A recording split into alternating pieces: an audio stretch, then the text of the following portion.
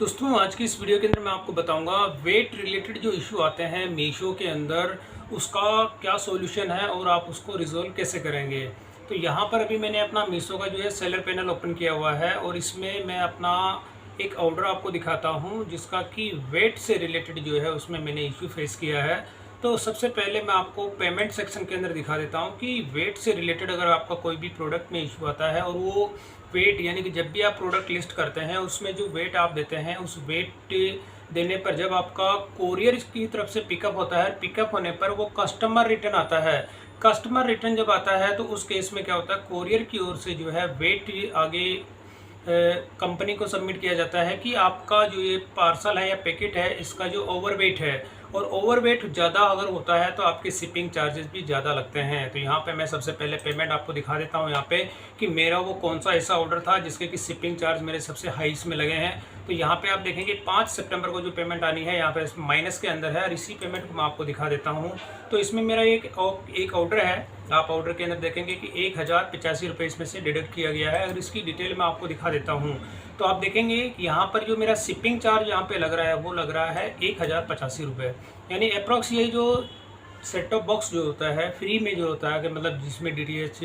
अपना घर का जो ये सेट टॉप बॉक्स होते हैं वो वाला ये इसमें मेरा प्रोडक्ट है। और इसका ऑन एन एवरेज जो अगर वेट की बात करता हूँ तो पैकिंग के बाद में और पैकिंग से पहले 300 से 400 ग्राम इसका वेट निकल के आता है। तो इसी के अंदर आप देखेंगे कि इसका जो है वेट कोरियर की ओर से जो डिफाइन किया गया था, यानी कि ये प्रोडक्ट जब भी इस तरह के कोई भी प्रोडक्ट अगर आप सेल करते हैं और सेल करने पर जब भी कोरियर की ओर से जो उसका वेट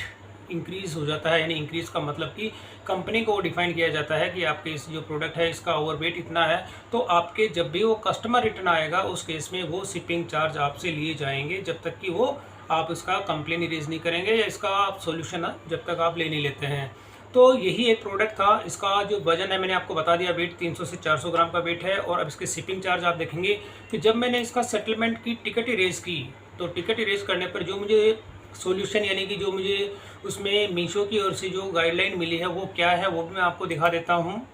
सपोर्ट सेक्शन में मैं जाता हूँ और इसी के अंदर आप देखेंगे कि मैं अपना जो सेटलमेंट था यहाँ पे जो अपने पेमेंट मेरी डिडक्शन हो रही थी इसी की मैंने कंप्लेन इरेज की थी और कंप्लेन इरेज करने पर मैं आपको पूरी डिटेल आपको यहाँ पे मेंशन करके दिखा देता हूँ। और मेंशन में जो सॉल्यूशन मुझे दिया गया था मीशो की ओर से वो भी मैं आपको इसमें दिखा देता हूँ कि यहाँ पर ये उन्होंने जो है इसका पूरे की पूरी डिटेल है जो कि मैं आपको दूसरा मेरा जो टिकट है उसमें मैं आपको दिखाता हूँ।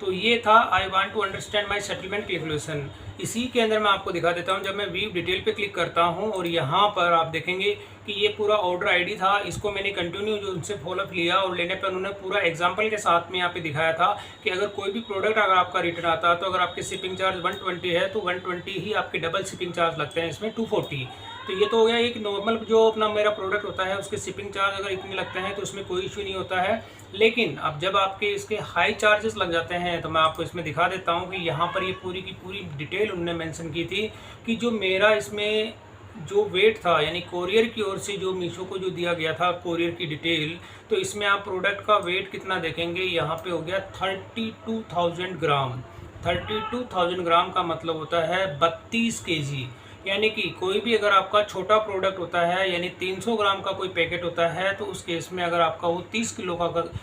कोरियर की ओर से उसको डिफाइन कर दिया जाता है तो उस केस में आपके शिपिंग चार्ज भी उसी हिसाब से लगते हैं। तो यहाँ पर आप देखेंगे कि जो कोरियर पार्टनर है, कोरियर पार्टनर का नेम यहाँ पे दिखा देता हूँ, एक्सप्रेस बीज है, जिसने ये है मेरे इस पैकेट को डिफाइन किया गया था कि ये जो पैकेट है यानी इसका जो वेट है इसमें 32 केजी का ये प्रोडक्ट है यहाँ पे। तो जब 32 केजी का ये प्रोडक्ट है तो इसी के मेरे शिपिंग चार्ज लगे हैं 1085 रुपीज़। तो जब मैंने इसकी कंप्लेन की थी, कंप्लेन करके मीशो ने जो है मेरी इस कंप्लेन को क्लोज कर दिया था कि आपका जो प्रोडक्ट का वेट है वो 32 केजी है, तो 32 केजी का जो शिपिंग चार्ज लगता है वो यहाँ पे 1085 रुपीज़ लगता है। तो जब मैंने इस कंप्लेन को जब क्लोज़ कर दिया गया था तो मुझे वापस गाइड किया था कि आप दोबारा इसकी कंप्लेन कीजिए। तो जब मैंने दोबारा इसको कंप्लेन इरेज़ की थी तो यहाँ पर आप जो है इसमें देखेंगे कि 32 जो 1000 केजी था, मैंने इसी के रिगार्डिंग यहाँ पे ऑर्डर आईडी मेंशन की है कि भाई आप इसमें अगर कोई भी ऑर्डर अगर आपका